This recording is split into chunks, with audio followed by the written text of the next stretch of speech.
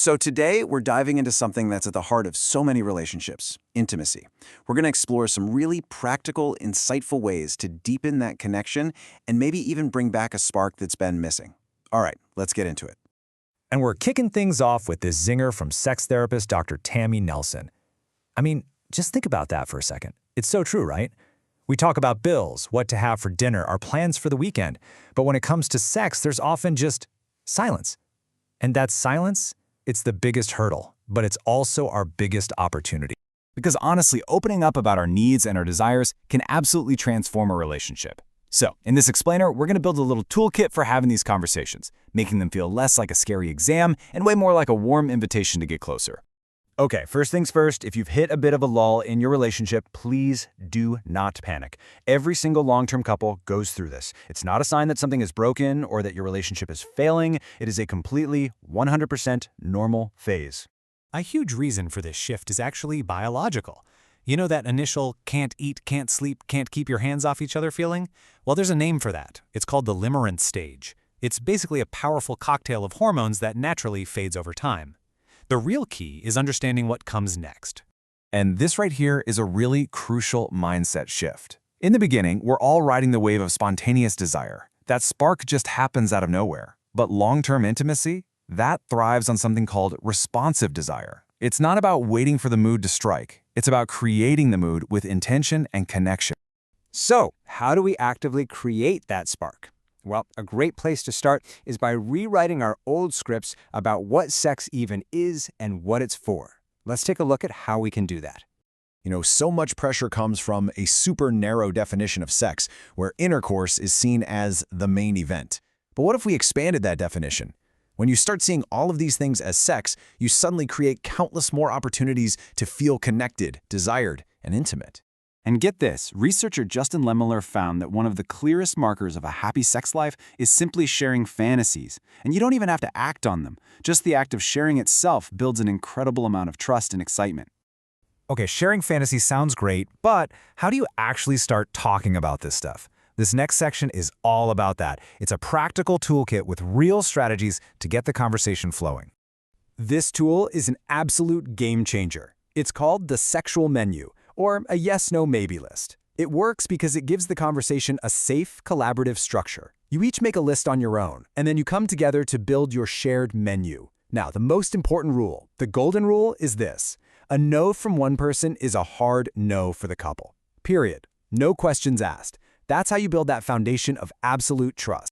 And this kind of open communication isn't just about sex. Research from the legendary Gottman Institute shows that the foundation of great intimacy is, well, a great friendship. These conversations are what they call bids for connection, those small, consistent moments that build trust and closeness over time. And here's a super simple but powerful tip for how you phrase things. Instead of saying, "You never do this," try framing it as, "I feel really amazing when we do that." Using I statements turns a potential criticism into a warm invitation. It's all about what feels good, not what's going wrong. All right, let's shift from talking to a different kind of communication, touch. We're going to look at some practices designed to take all the goals and pressures off the table so you can just reconnect physically. Sensate focus is a therapeutic practice that is incredibly powerful. The entire point is to explore touching and being touched just for the sake of it, with absolutely no expectation of arousal or orgasm.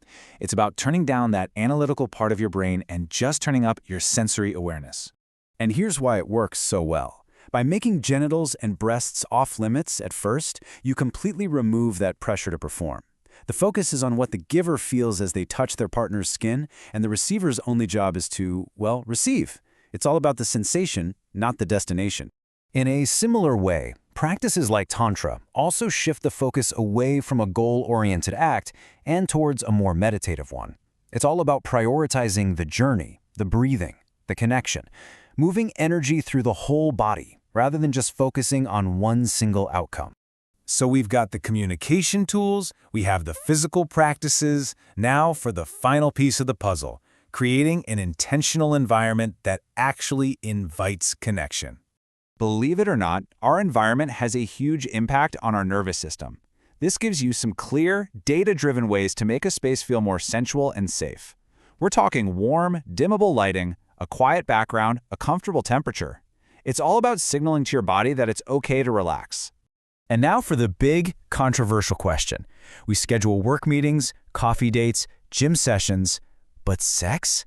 Does putting it on the calendar completely kill the spontaneity? Well, the answer really depends on your mindset. For some, yeah, it can feel like just another chore. But for many busy couples, scheduling sex is an act of intention. It protects that time, it builds anticipation, and it sends a clear message. Our connection is a priority. It's not about forcing it. It's about creating the opportunity for it to happen. And that brings us right to the core takeaway of all of this. Whether it's scheduled or spontaneous, desire just can't show up when you're stressed. Like Dr. Nelson says, you need a transition, a moment to shift out of that go mode and into a state where your body feels safe enough to relax and connect. So, as we wrap this up, I'll just leave you with this question to think about. It doesn't have to be some grand gesture. It could be a longer kiss, asking a curious question, or just 5 minutes of intentional touch. What's one small step you can take this week toward a deeper connection?